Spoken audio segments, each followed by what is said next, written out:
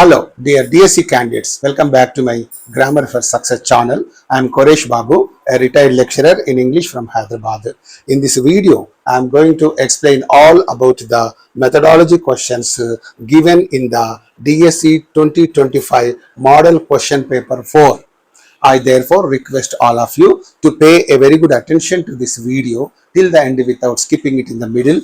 I also request all of you to consider subscribing to my channel and also sharing this video with all your friends who are also going to take the DSC examination very shortly along with you. Thank you so much. Now let's get into the video.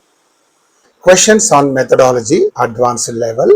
So actually this video was to be uploaded in the morning itself, but because of some social obligations, I mean to say I have got some functions to attend.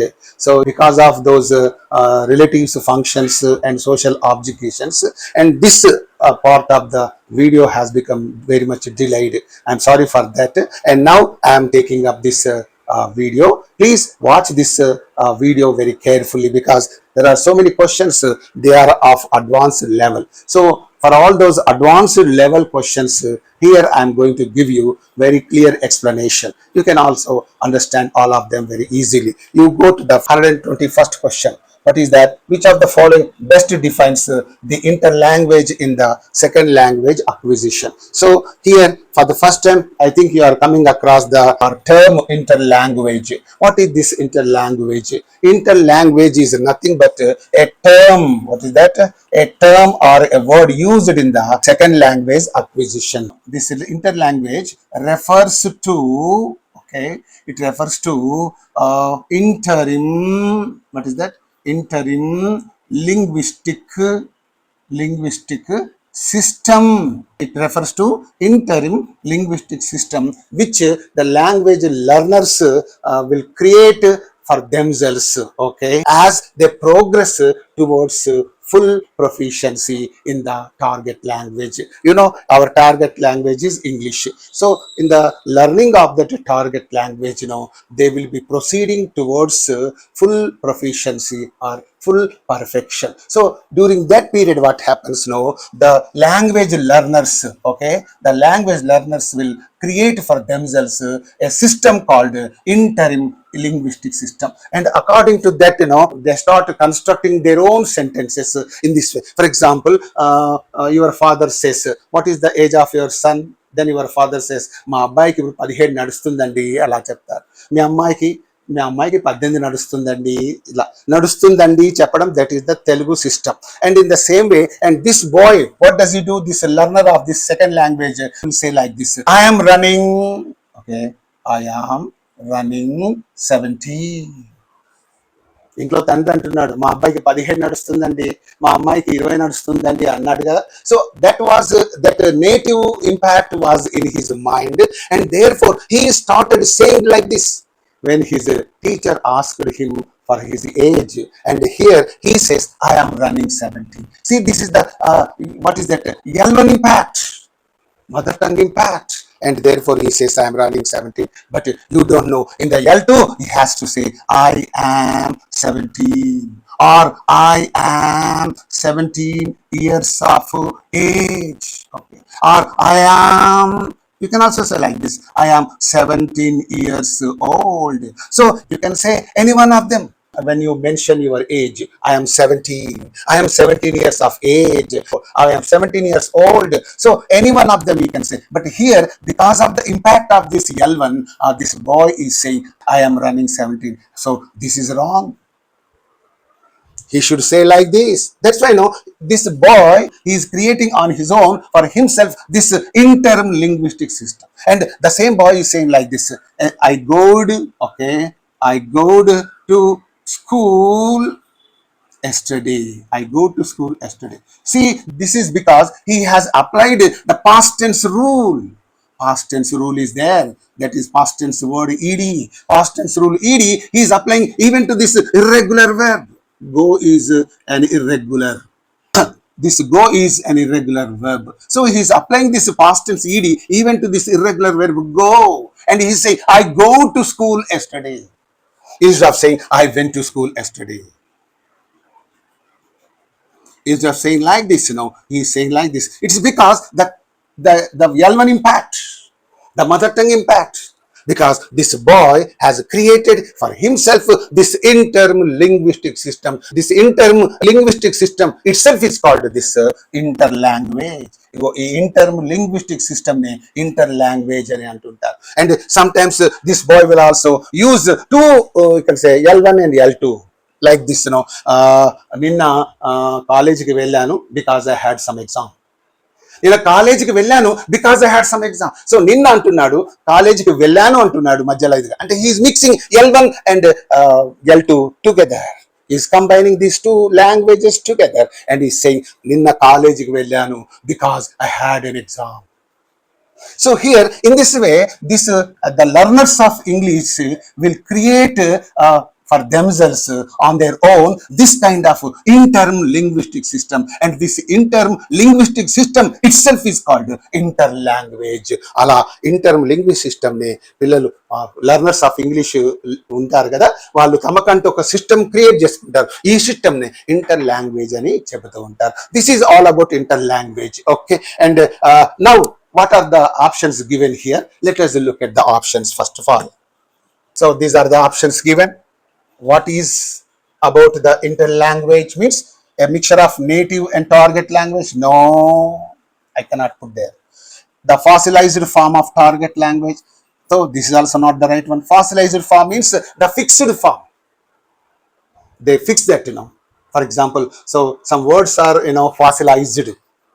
Though they are wrong, they are just fossilized. For example, in the phrase, for example, to and fro is there. Instead of saying from, what are you saying? To and fro. To and fro charge entanaya Rajamandriki? To and fro charge. So this fro is fossilized form of from అనే మాటకి ఇది fossilized form. ఇది తప్పు అయినా కూడాను ఇలా idioms లో వాడుతూ ఉంటారు. This is called fossilized form. Sorry, I'll talk to you about this fossilized form after some time. And you look at the C, the learner's evolving linguistic system. Okay, what is interlanguage? The learner's evolving means developing or growing linguistic system influenced by L1 and L2. The C is only the right one, and incorrect use of grammar in L2. No. So in this way, A, B, D are wrong. Only C is the right answer. Okay, this is all about the interlanguage. Okay, and now let's move on to the next question. 122nd question. The theory that language shapes thought and that different languages impose different ways of understanding the world is here Sapir-Whorf hypothesis. The first one is only the right answer because this is only the theory that proposes that language shapes thought. Okay, and I'll talk to you about this later. And here behaviorist theory no, interactionist theory no, contrastive analysis hypothesis no, and these are not the right ones, only this is the right one. And now I would like to tell you a few things about this Sapir-Whorf hypothesis. What is this hypothesis? This assumption. Hypothesis means assumption, prameyamu anukodam ala. This hypothesis was named after Edward Sapir. Okay, Edward Sapir, he was a linguist. Okay, linguist. And next Benjamin. Okay, Benjamin Lee Whorf. Benjamin Lee Whorf. Okay, this is the name. So Benjamin Lee Whorf, and this is the student of this Edward Sapir. He was a student and also anthropologist. Okay, anthropologist. Okay, that is there, right? And here this hypothesis was named after these two persons, Edward Sapir, that was a famous linguist, and Benjamin Lee Whorf, that was the student of this Edward Sapir, and he was also an anthropologist. Here this Sapir-Whorf hypothesis proposes, what does this propose? Okay, what does this propose? That language shapes thought. How? The way we think, the way we perceive, and the way we experience this world. So that is the proposal made by this Sapir-Whorf hypothesis. And here the question is, what is the theory that language shapes a thought? Language అనేది మన ఆలోచన విధానాన్ని మార్చివేస్తుందని చెప్పేటటువంటి theory ఏది అంటున్నాడు. Okay, this is Sapir-Whorf hypothesis. This is only the theory that proposes that language shapes our thought. It shapes the way we think, the way we experience, the way we perceive this entire world. ఈ ప్రపంచం గురించి ఆలోచించే విధానం, దాని గురించి అర్థం చేసుకునే విధానం, దాని గురించినటువంటి మరి అనుభవించిన విధానం, వీటన్నిటిని గురించి వాటిని షేప్ చేసేటటువంటిది ఈ యొక్క Sapir-Whorf hypothesis. Behaviorist theory. What is this behaviorist theory? This focuses on language learning. Language learning. Through what is that? Through stimulus response and reinforcement. Reinforcement. So this behaviorist theory focuses on language learning through stimulus response. Stimulus response means, for example, a boy is there, and he happens to hear the word ball. This hearing the word ball is stimulus, and immediately what is this boy doing? He is repeating that word ball. He is saying that word ball. So that is called response.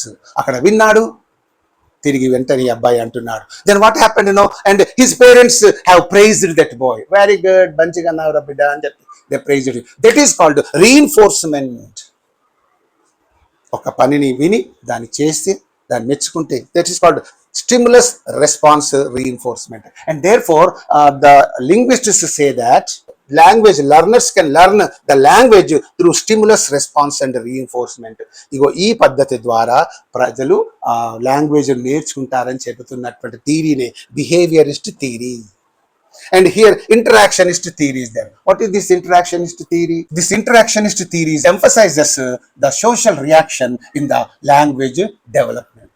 Language డెవలప్మెంట్లో social reaction బట్టి పెరుగుతుంది. నువ్వు సొసైటీలో బాగా ముస్లిమ్స్తో నువ్వు బాగా ఉన్నావు అనుకో, ఆటోమేటిక్గా యూ స్టార్ట్ స్పీకింగ్ ఉర్దూ. తమిళియన్స్తో ఎక్కువసేపు ఉన్నావు అనుకో, you start speaking Tamil. You pick up that language. That is called interactionist theory. ఎవరితో ఎక్కువ ఇంటరాక్ట్ అయితే వాళ్ళ యొక్క లాంగ్వేజ్ నీకు వస్తుంది అని చెప్పేసి థియరీ ఇది ఇంటరాక్షనిస్ట్ థియరీ. దీంట్లో ఏముంది? And here contrastive analysis hypothesis. And what is this hypothesis? It compares two languages to predict learning difficulties or to list out learning difficulties. రెండు లాంగ్వేజెస్ పక్క పక్కన పెట్టి దీంట్లో ఉన్నటువంటి లెర్నింగ్ డిఫికల్టీస్ ఏమిటి అని తెలుసుకోవడానికి ప్రయత్నం చేయడమే. That is called contrastive analysis hypothesis. ఇట్లా అన్నిటి గురించి చెప్పుకుంటూ పోవాలంటే ఈ వీడియో 2 గంటలు అవుతుంది. మరి ఇవన్నీ నేను చెప్పలేను. I'm very sorry to say that. So you know all about them. Okay, next I don't give you more explanation. Now let's move on to other questions. 123rd question. Which principle underpins means supports a new word, the communicative language teaching CLT approach? Which principle supports the communicative language teaching approach? Here you pay attention. Habit formation? No. Memorization of dialogues? No. Mastery of grammar rules? No. But meaningful interaction in real life context. So this principle will only support or underpin this communicative language teaching approach, and therefore your answer is C. And you go to the next one, 124th question. The key challenge in teaching English as a second language in a multilingual country like India is. So what is the key challenge in a multilingual country like India to teach English? Scarcity of English teachers? No. Students interest levels? No. Availability of textbooks? No. But socio-linguistic diversity. So the main problem is only the people speaking various languages, different languages. In our country, people will be speaking more than 20 languages. I think దాదాపు మన దేశంలో 20 భాషల కంటే ఎక్కువ భాషలు మాట్లాడే వాళ్ళు ఉన్నారు. మరి ఇలాంటి వివిధ భాషలు మాట్లాడే వాళ్ళకి ఇంగ్లీష్ చెప్పడం అనేది that is a big challenge. Okay, and that's why it's a key challenge in teaching English in such a country like India. This is a big problem, and that's why socio-linguistic diversity, this is only the key challenge. Now let's move on to other questions. 125th question. The most appropriate objective of teaching English at the primary level is, what is the appropriate objective means to write long paragraphs, no, to translate text, no, to memorize grammar rules, no, but only to develop basic communication skills. So the objective of teaching English at the primary school level is nothing but to develop basic communication skills, and therefore that is your answer. All others are wrong. And you go to the next question, 126th one. Which of the following is not a macro skill? You know very well about the macro skills. Macro skills means all the language skills are called macro skills. LSRW, these are all macro skills. LSRW, listening, speaking, reading, writing, these are all called macro skills.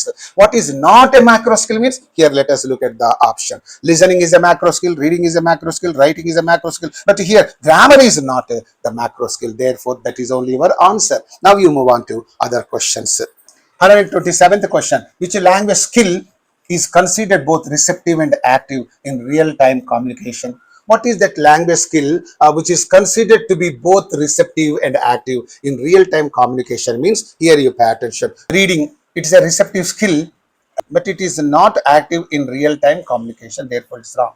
Speaking is a productive skill and writing is a productive skill, but this listening is there. It's a receptive skill and at the same time active in real-time communication, because while listening to somebody, the ears must work very actively. Listening should be very active. It's a receptive skill, at the same time it should be active. What others are saying is very important, because somebody is talking to you. When somebody is talking to you, you must listen to me carefully, because this is a receptive skill. It should be very active. Otherwise, you cannot understand what others are speaking with you, what others are talking to you, what others are saying to you. So you just can't understand. Therefore, it's a receptive skill and it is always active. But it is reading అంటే ఏం లేదు, చదువుతుంటావు, ఏది చదివితే అంతవరకే receptive.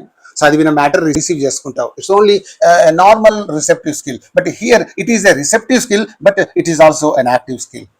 Therefore, the C is only your answer. Okay, and you go to the next question. The silent way method is best associated with, what is the silent way method? Silent way, emphasizing teacher talk. Teacher talk ante silent eట్లాయితది. Repetition of language patterns, no silent way. Immediate grammar correction, no, but using charts and colored rods. Charts వాడినట్టయితే that will be silent. Map showing is also there. Where is Alaska? Oh, here is Alaska. Silent way. So using charts and colored rods. So only through this method only the teachers can teach the students very silently. So therefore this silent way is associated only with using charts and colored rods. This is only the right one. And now you move on to other questions.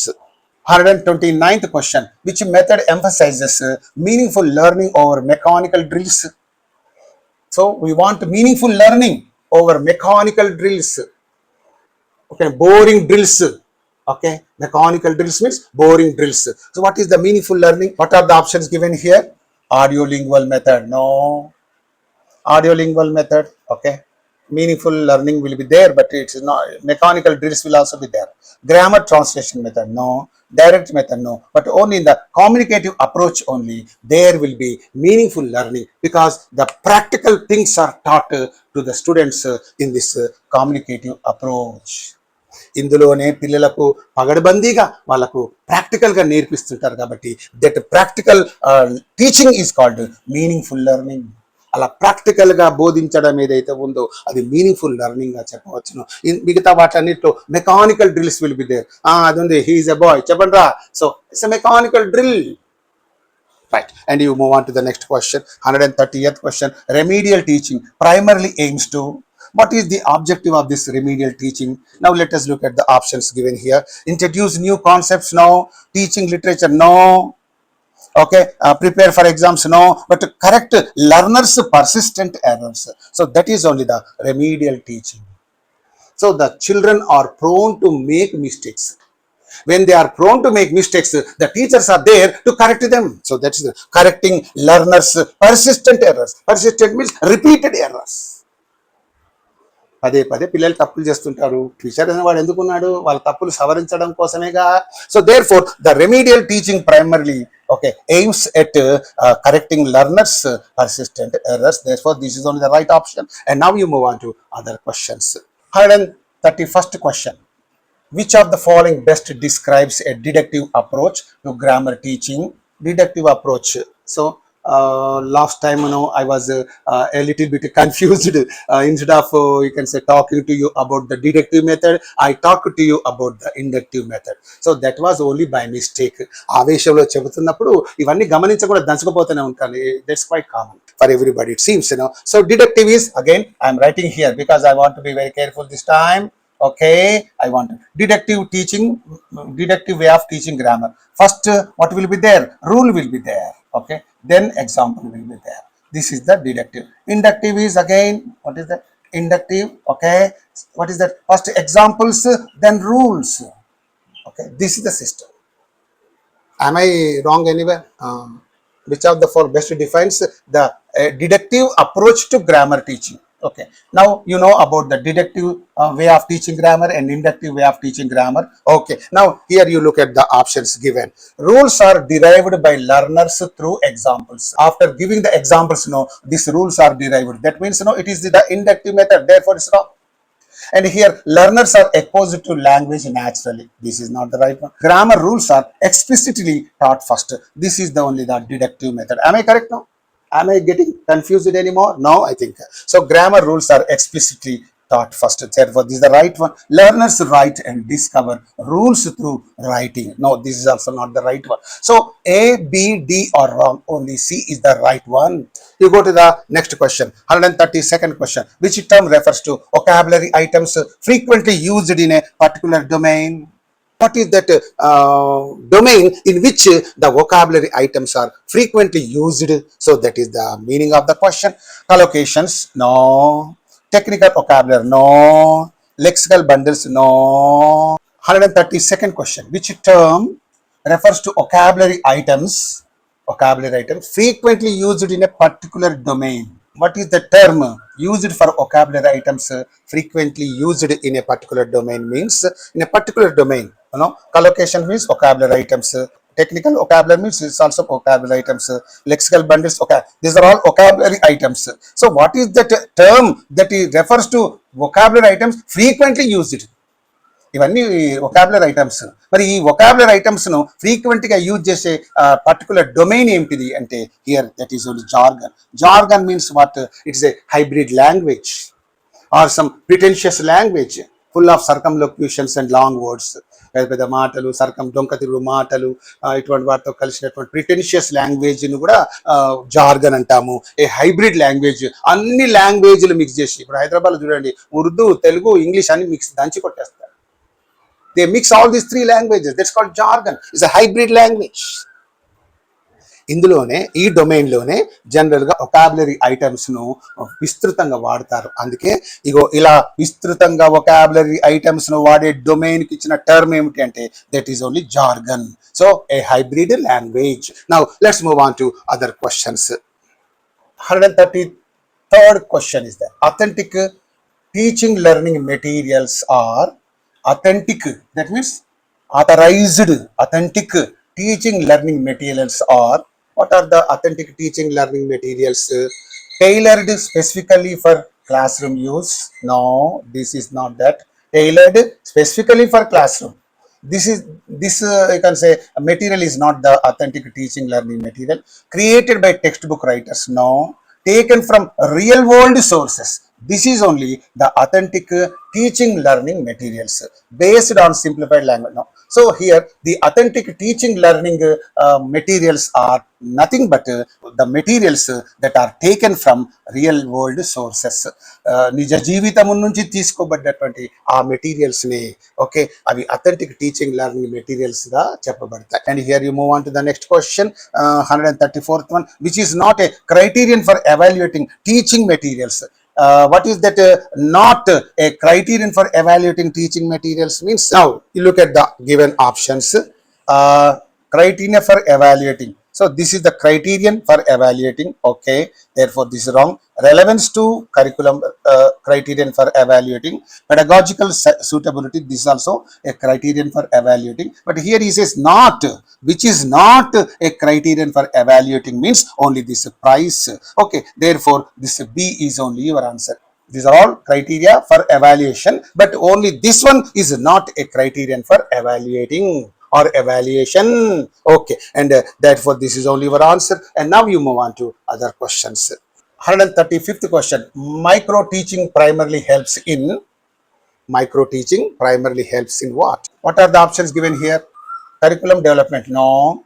Evaluating student performance, no. Developing textbook content, no. But this micro teaching helps in practicing specific teaching skills. This micro teaching primarily helps only in practicing specific teaching skills, and therefore the C is only the right option. Now you move on to the next question. 136th one. A key feature of well structured lesson plan. Well structured lesson plan. What is that well structured? Well prepared lesson plan.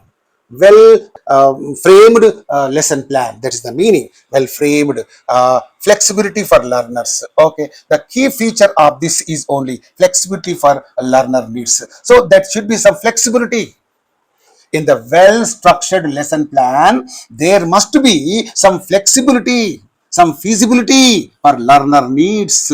Okay, and therefore this is only the right answer. And complete avoidance of assessment, no. Lengthy teacher talk, no. Only covering grammar topics, no. So these are not the right ones, only this is the right one. And now you move on to other questions.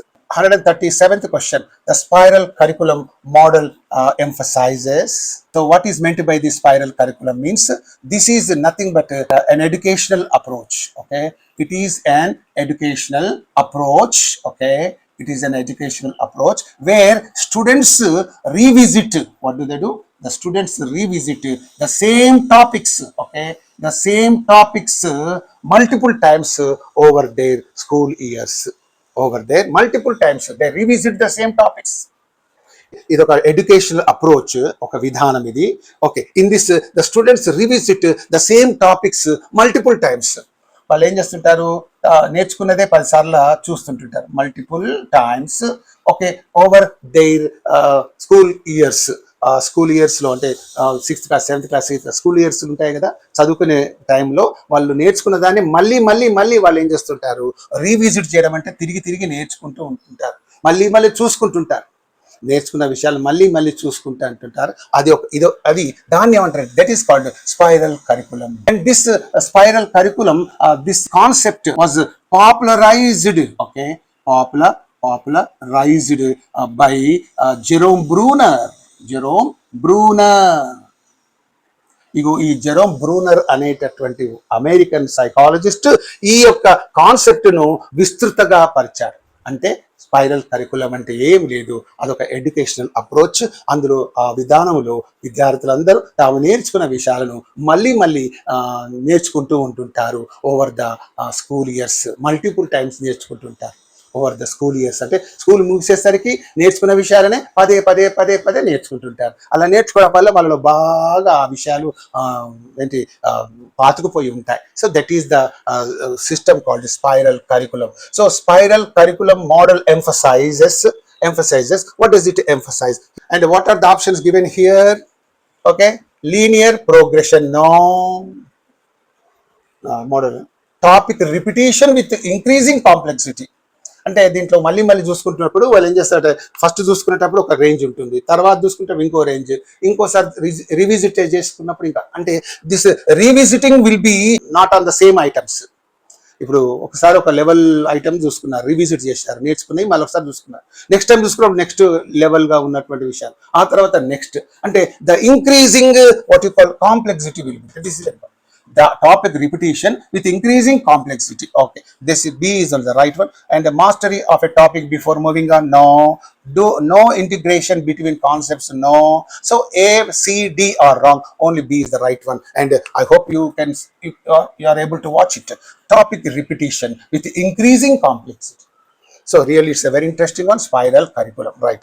Now you move on to the next question, 138th one. Backward design in curriculum development begins with, what is this backward design? Let us now look at backward design. It is what a curriculum planning approach. Okay, it is a, this backward design is nothing but a curriculum planning approach which starts with end goals. Okay, which starts with end goals or outcomes. అంటే అది end goals తో మొదలవుతుంది. అంటే ఈ syllabus ఇలా beginning నుంచి ఇట్లా ఉంటుంది, ఇక్కడ స్టార్ట్ అవుతుంది, వెనక నుంచి స్టార్ట్ అవుతుంది, and moves backwards, and this goes backwards to design instruction and assessments. అంటే ప్లానింగ్ ఎట్లా ఉంటుందంటే సిలబస్ చివరి నుంచి ముందుకు స్టార్ట్ అవుతుంది, చివరి నుంచి ముందుకు స్టార్ట్ అవుతుంది. ఇది ఒక రకమైనటువంటి backward design. This is therefore called backward design. Again, you just listen to this backward design. This backward design is nothing but a curriculum planning approach that starts with end goals or outcomes, and it moves backwards to design instruction and assessments. Assessments ను design చేయడానికి, instruction చెప్పడానికి వెనక నుంచి ముందుకు కదులుతుంది. అన్ని planning అప్రోచ్లు ఎట్లుంటాయి, ముందు నుంచి వెనక్కి వెళ్తుంటాయి, ఇది వెనక నుంచి ముందుకు వస్తుంది. ఇది ఒక therefore this is called backward design అంతే. ఓకేనా, right. And what are the options given here? Writing lesson objectives, no. Backward design in curriculum development begins with writing lesson objects, no.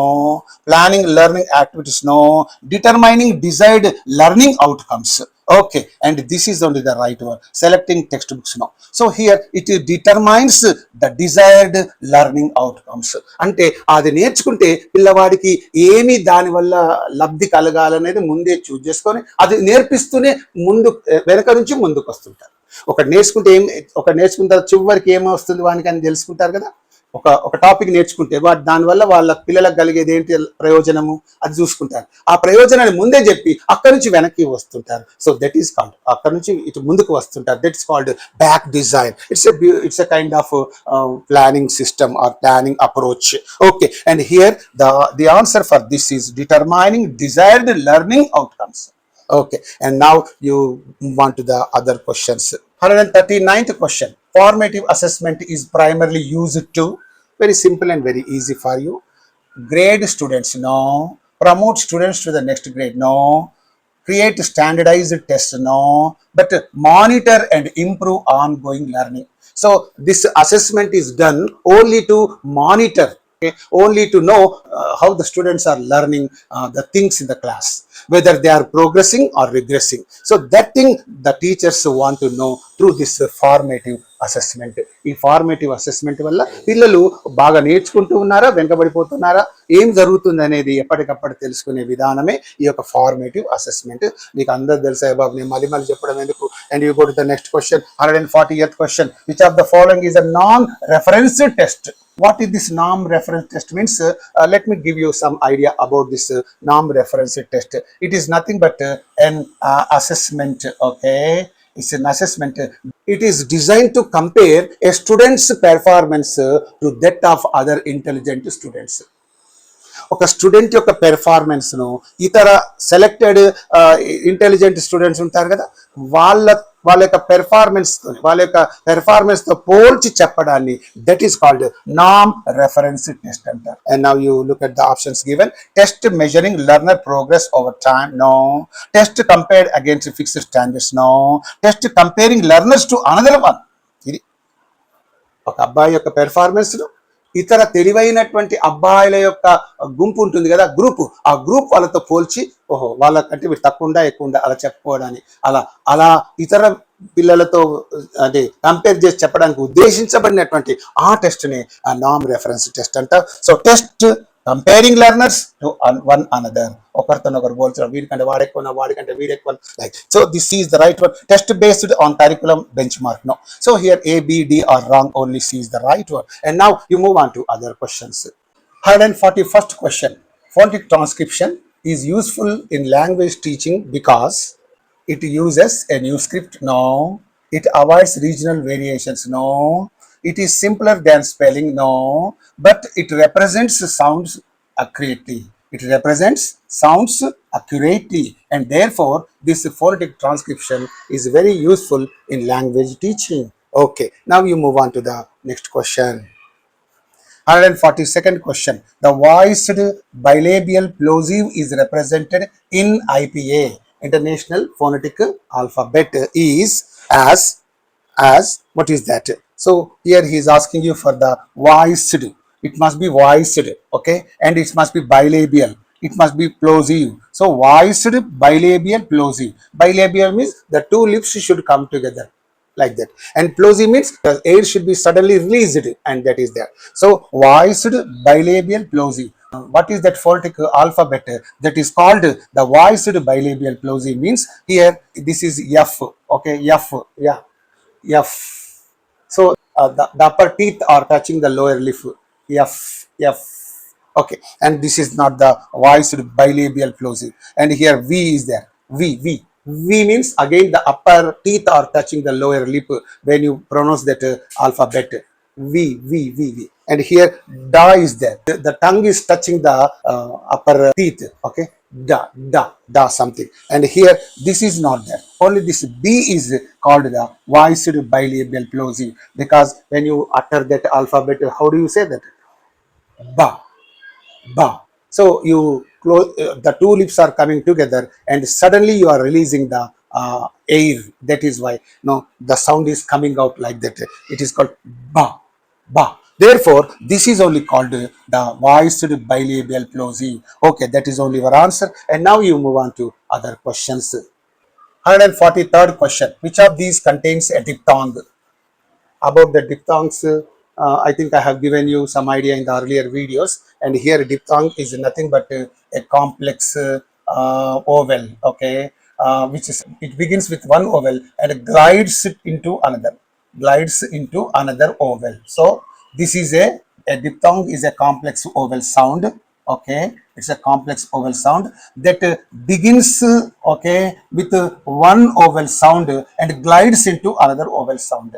So that is there. A is there. A is there. I is there. O is there. Okay. O is there. There are as many as 8 diphthongs. About all of them, I think I have taught you somewhere in one of the videos. Okay. Anyway, here, which of these contains a diphthong? Now, let us look at the options given. Sit, cat, ride, pen. So, let me write the phonetic transcription of all these words. So, sit means this is sa, e, T.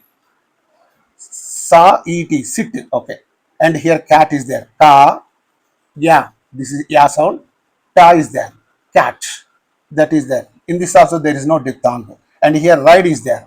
R sound. Ra, ide.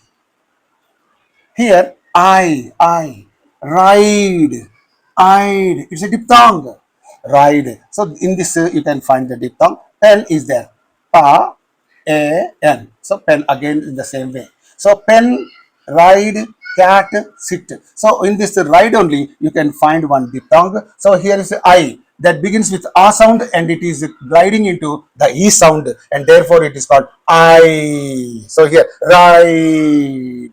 So that is there, right? And now you move on to the next question. What is that? 144th question. Which of the following terms refers to speech rhythm in English? Speech rhythm, you know very well. Speech rhythm means, in the poetry you find rhythm. Because of the metrical pattern, there will be some rhythm. And here you pay attention, where do you find that, intonation? No. Articulation? No. Elision? No. But only the stress timing. Iambic foot is there. Iambic means, that is da and dhum. So what is it doing? It is giving some rhythm. Da, dhum.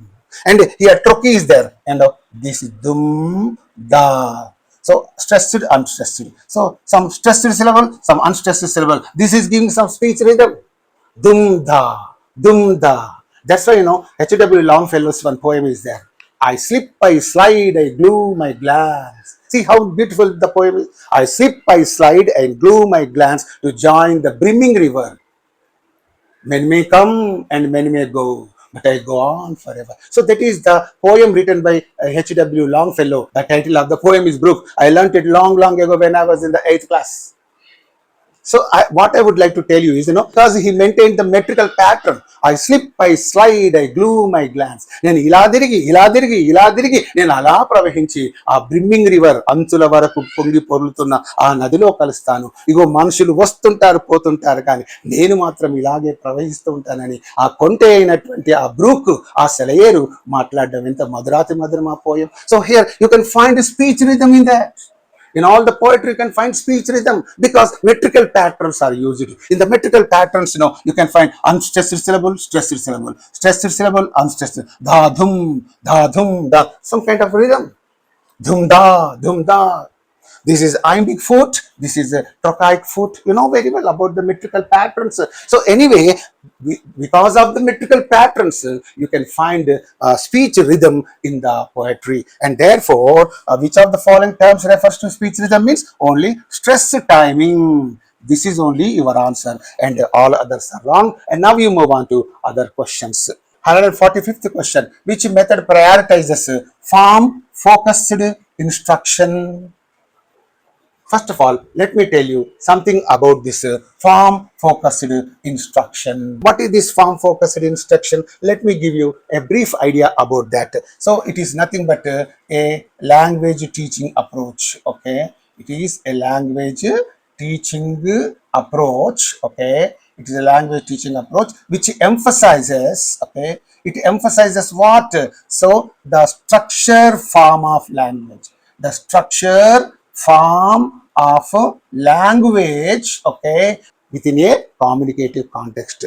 That means it focuses only on grammar teaching and all that, and that's why what happens now, and it deals with what is that, grammar drills, okay, grammar drills, filling the blanks, and correction of sentences, and with all such things, this form focused instruction will be dealing with.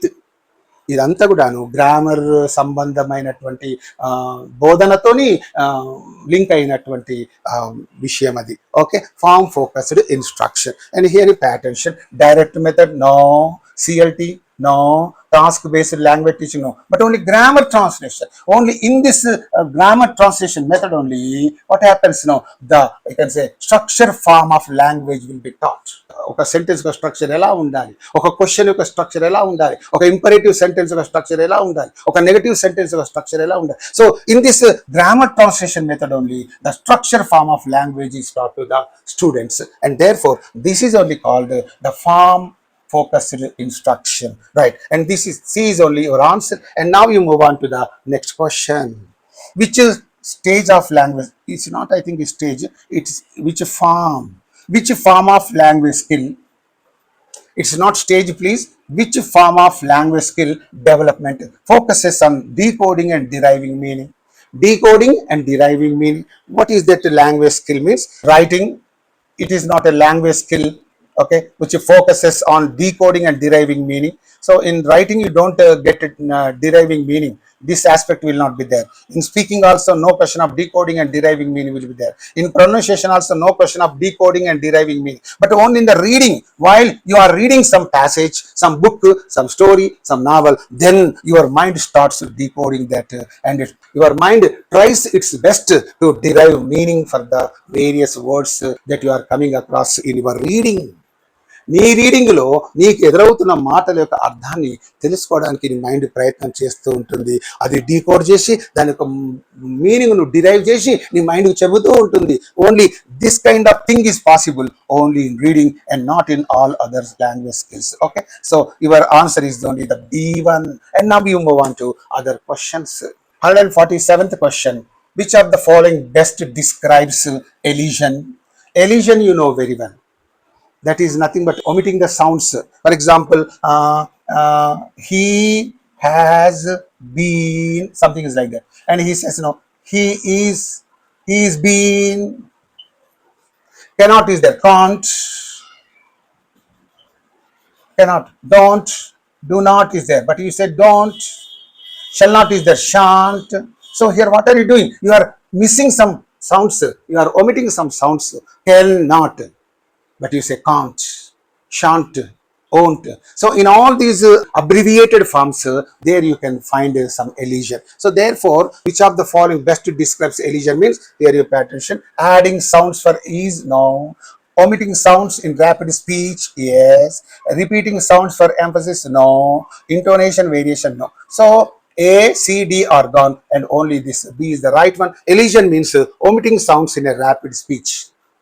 వేగంగా మాట్లాడేటప్పుడు కొన్ని is been to London, he has అనకుండా is been to London. I wanna, I want to. Westerners speak, language very quickly, and that's why they omit certain sounds.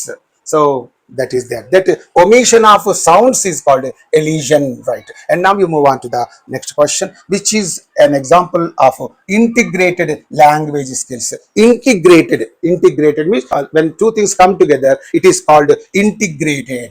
What is that language skill which is integrated means? Here you pay attention. Practicing only pronunciation, no. Learning spelling rules, no. Memorizing grammar rules, no. But listening and then writing a summary. Listening and then writing a summary, that is called integrated language skill. Because in this summary writing, you are listening and you are writing. Two things you are doing. Two things are taking place in this activity. Listening is there and writing. You are listening to the teacher and you are writing the summary. Listening and writing. So listening is one skill and writing one skill. When these two skills come together, it is called integrated language skills teaching. Okay. వినుకుంటూ రాయడం అనేటటువంటి దాన్ని ఏమంటారంటే integrated language skills teaching, right? And now you move on to other questions. 149th question. Which phonetic symbol represents the ta in think? How do you pronounce the word think? Ta. So this ta sound is there, right? And here, which is phonetic symbol gives this kind of sound means? This is da, this is ta, this is sha, this is cha. So here, this sound ta. Okay, this is da. You write like this, da. రుత్వం లాగా ఇలా ఇచ్చి ఇలా అనడం, da. This is ta. Da and ta, you know very well. And this is only the phonetic symbol which gives the ta sound which you find in the word think. Okay, right? And this is ta, right? And you move on to the next question. 150th question. Which type of syllabus is organized around communicative functions? That syllabus aims exclusively at communicative functions. Okay, what is that type of syllabus means? Structural? No. Structural means all sentence patterns and all such things will be there. Not the situational syllabus, not the lexical syllabus, but functional notional syllabus. This is only the syllabus which is organized around communicative functions. And according to this syllabus only, you start greeting others, you apologize to others, you wish others.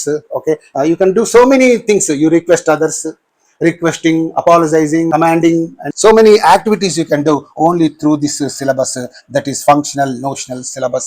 Okay, therefore this is only the right option. Now you move on to other questions. 151st question. Which theory emphasizes language acquisition through subconscious process? That means which theory emphasizes what? Language acquisition, language acquiring, language learning or language getting through subconscious process. That means subconsciously, without your knowledge, without yourself knowing, you will be learning. Without your knowing, your mind will be picking up some language. That is called subconscious process of learning language.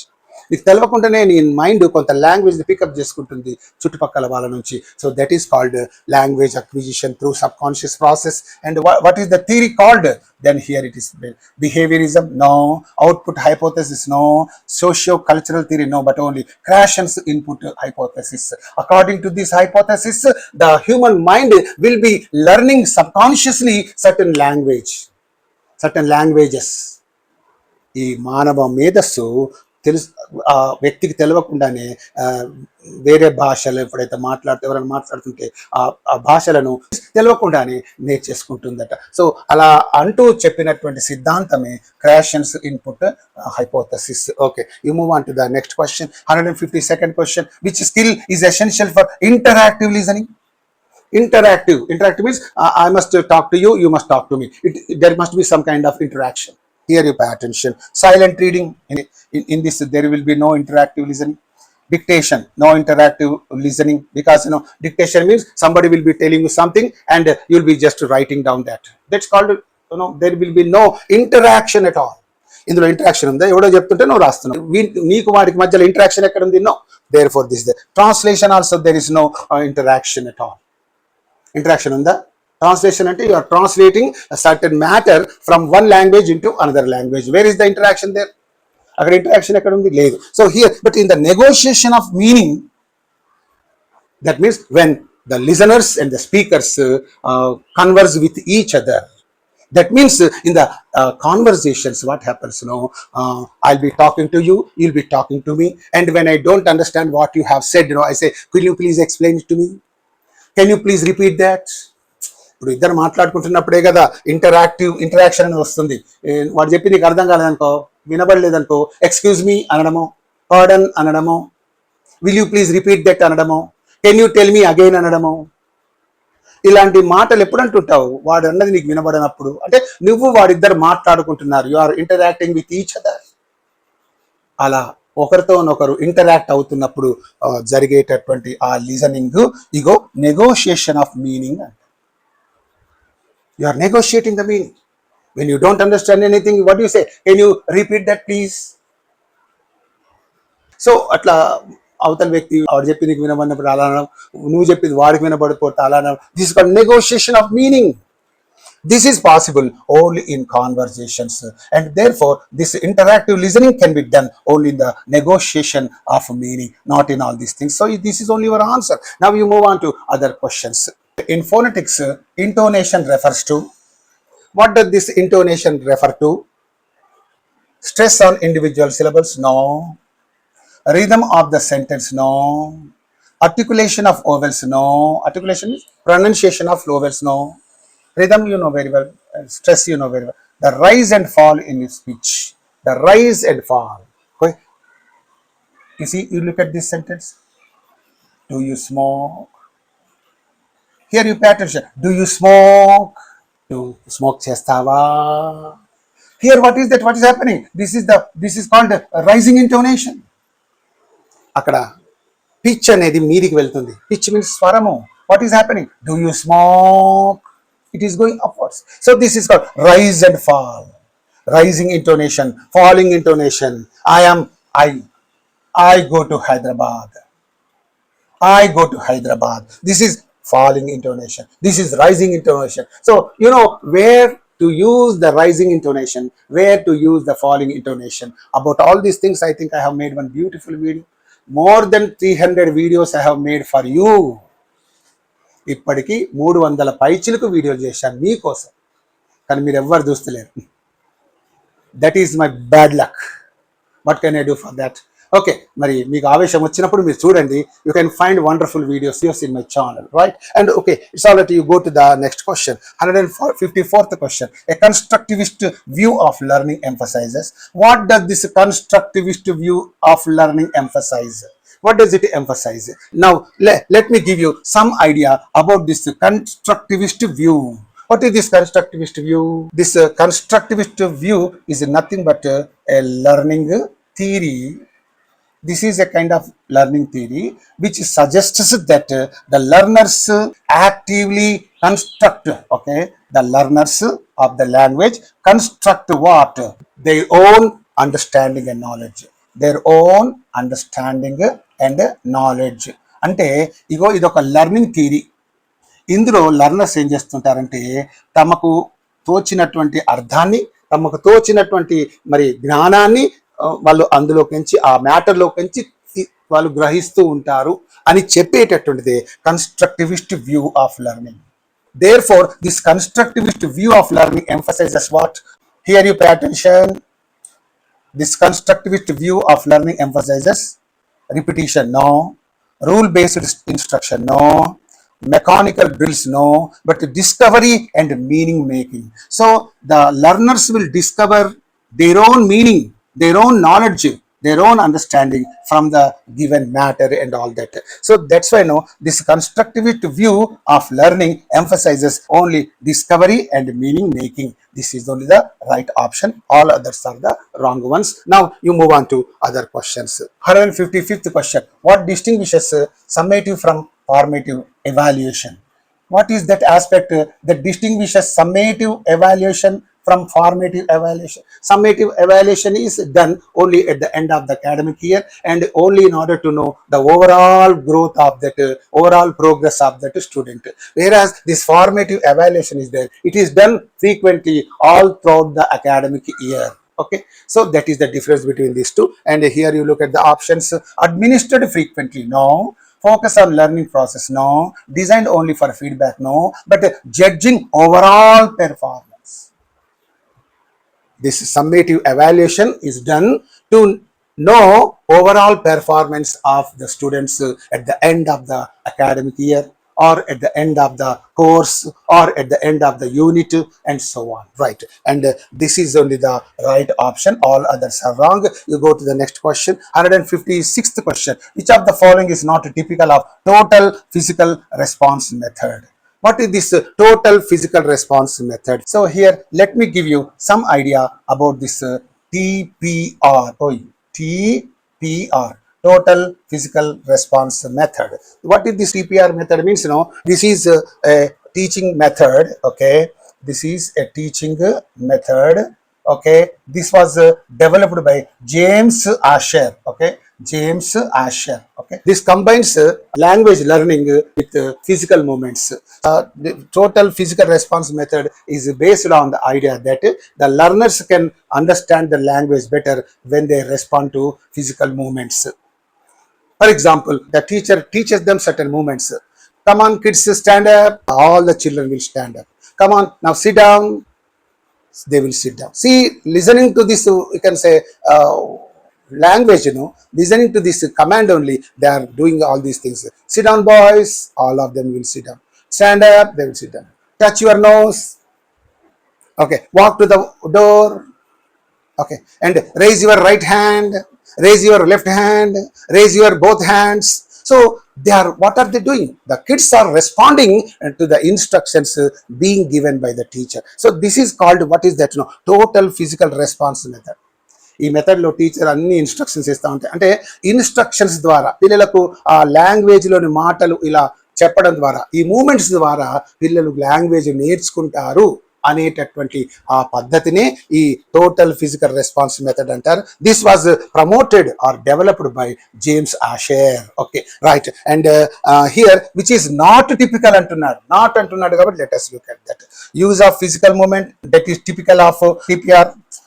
And here delayed speech production, this is also total physical response.